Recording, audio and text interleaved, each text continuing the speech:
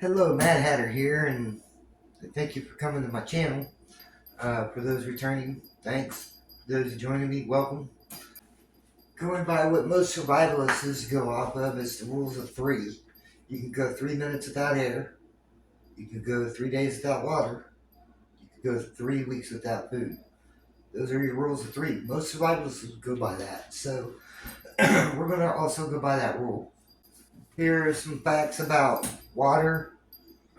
The average adult body consists of 60 to 75% water. Children have a higher percentage. Most of the places suggested that men get 125 ounces, roughly 1.5 liters. Women are a little less, they only need 91 ounces per day. Children, of course, are going to need more. And the more you exert during that day, if it's a hot day, you're going to need more. If you're moving around a lot, doing a lot of walking, you're going to need more. So you got to pay attention to your activities for the day as well. So you just remember, stay hydrated. That's the most important part.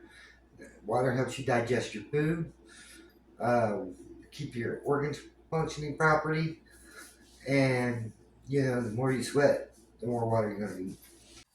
Dehydration, signs and symptoms: headache, constipation, fever, stop sweating, fatigue, confusion, dizzy or lightheaded, tiredness, little to no dark or foul smelling urine.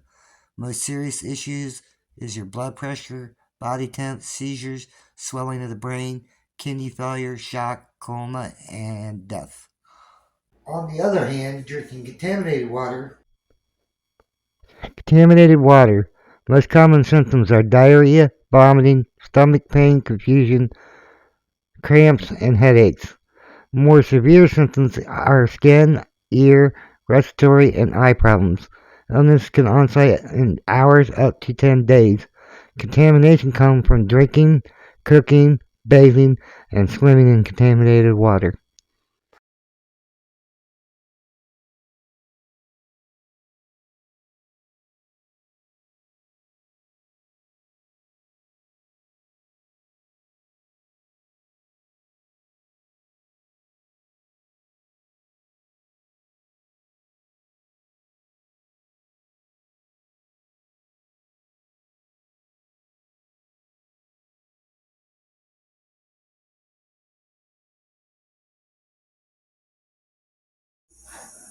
Okay, remember that bottom I told you to put some holes in the low parts and in the middle.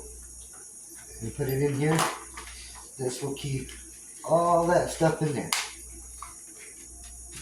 Because all this has got to get wet. All of it's got to get wet, and then it'll start filtering properly. But the first couple runs, it will not run properly. So it should take a really long time for all this to filter through there.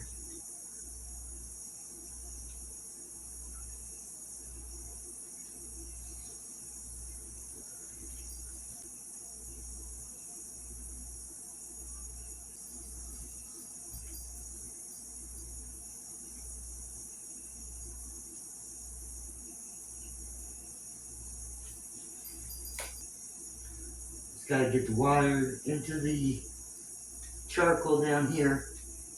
You get that wet, knock down all the dust that comes off of it. Once all that gets all wet,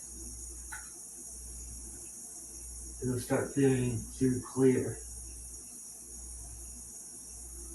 The more you run it through, the better off, because it'll catch more and more each time. I ain't even started dripping yet. If you could, I'll bring you closer so you can see this. But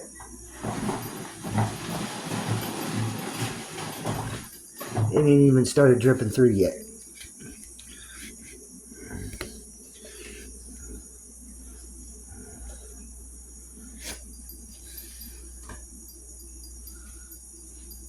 So this is going to be a good combination. The slower it drains through there, the better off you are. It's going to sit in that charcoal and it's going to soak up all that nasty stuff in there. That charcoal is one of your key components. The rest of this is to filter out your larger contaminants, but your most important part is that charcoal. So we'll sit here for a little bit and see what happens. Now you can see it's dripping, and again, you can use a lot of different materials for the filtering. So we'll continue to let it filter through, and I'll show you what the first run looks like when it's done. Now I'm getting ready to switch to a different glass for the moment.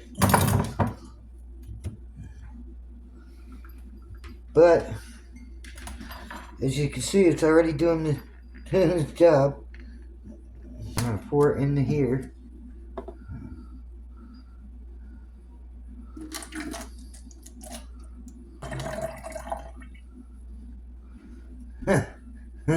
Not bad. I did that without spilling a drop. But we're gonna move this back over here.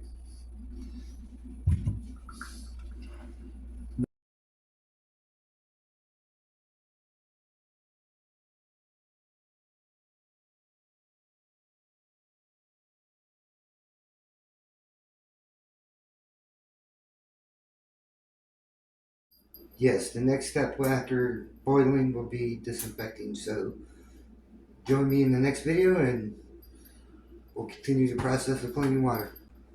Bye for now and see you in the next video.